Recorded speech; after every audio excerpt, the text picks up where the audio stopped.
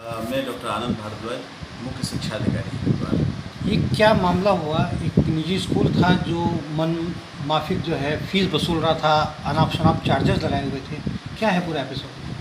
देखिए, एक तो मैं ये बताना चाहूँगा कि जो वर्तमान दौर है, कोविड-19 का दौर है, एक हम महामारी से गुजर रहे हैं और इसमें हर व्यक्ति जितना उसकी सामर्थ्य है पब्लिक की सेवा कर रहा है। कोई सीएसआर के तहत धन दे रहा है, कोई दान दे रहा है, कोई कुछ लोगों को खाना खिला रहा है। लेकिन इसका लाभ उठा के कुछ संस्थाएं बड़े दुर्भाग्य के साथ कहना पड़ता है कि वो पब्लिक को लूटने में लगी हुई हैं। उत्तराखंड सरकार का क्लियर कट आदेश है पब्लिक स्कूल्स के लिए कि इस महामारी के दौरान, क्योंकि लोगों की इनकम कम हो गई है, कमा नहीं पा रहे हैं, केवल 1 महीने का शुल्क लेंगे और वो भी केवल ट्यूशन फीस लेंगे।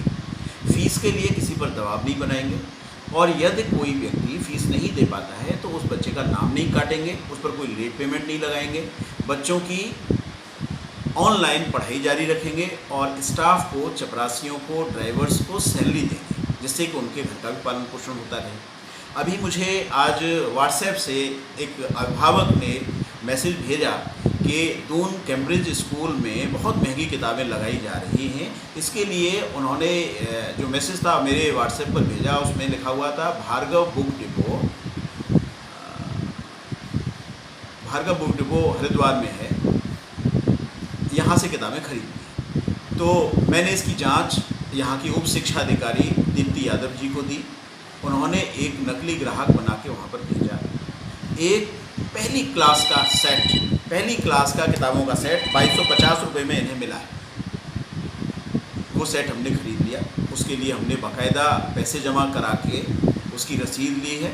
यहाँ पर आके हमने देखा तो एक पुस्तकें, कुछ पुस्तकें ही मंगवा दो, एक पुस्तक की कीमत 250, 300 रुपये, 350 रुपये। सिलेबस के मुताबिक कितने का होना चाहिए था उसकी कीमत?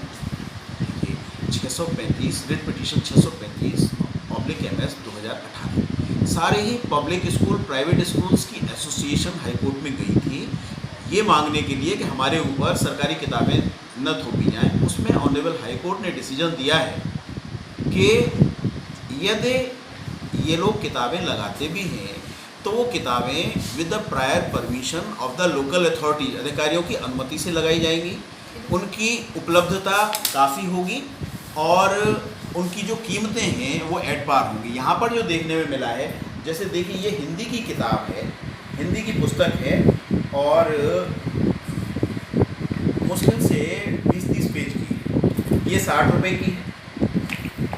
ये मैथमेटिक्स की किताब है, ये 200 रुपये की। ये गुलमोहर अंग्रेजी की किताब है, ये 338 रुपये की है।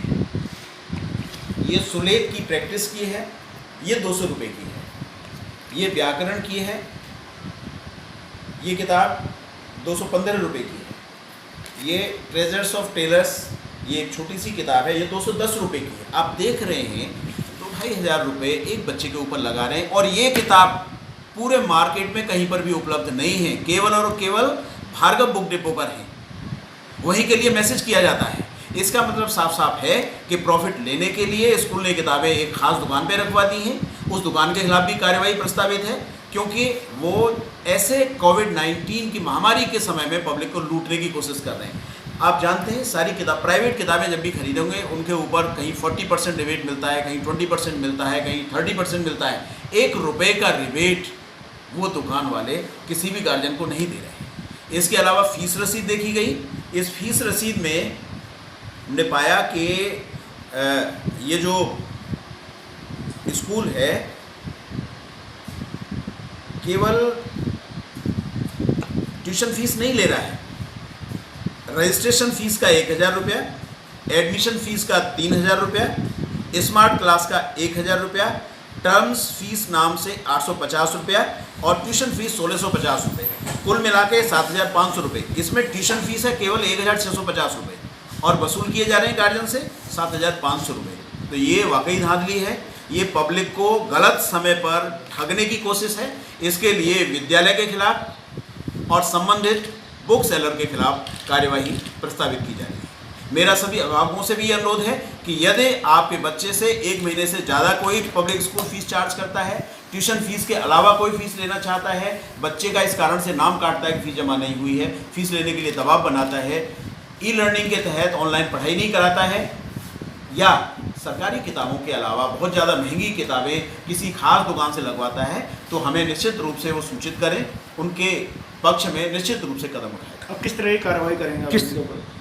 देखिए, कोई भी स्कूल किसी भी विद्यालय के संचालन के लिए क्लास 1 to 8 हमारे ज़िले की मान्यता होती है। उसके बाद CBSE या ICSE से एफिलिएशन के लिए हमारे स्टेट गवर्नमेंट का NOC होता है, नो ऑब्जेक्शन सर्टिफिकेट होता है। अगर हमारे निर्देशों का कोई विद्यालय पालन नहीं करेगा, गलत तरीके से धन कमाएगा, पब्लिक को लूटने की कोशिश करेगा, तो उसकी मान्यता प्रत्याहरण और NOC प्रत्याहरण की कार्रवाई की जाएगी। उसकी तरफ हम बढ़ रहे हैं। केवल NOC प्रत्याहरण होते ही उनका एफिलिएशन CBSE या ICSE खत्म कर देगा। ICSE CBSE एफिलिएशन केवल तब देता है। बुक सेलर के खिलाफ किस तरह की कार्रवाई होगी? बुक सेलर को किताब की दुकान को सील कराने के लिए हमने सिटी मजिस्ट्रेट को अभी पत्र लिखा।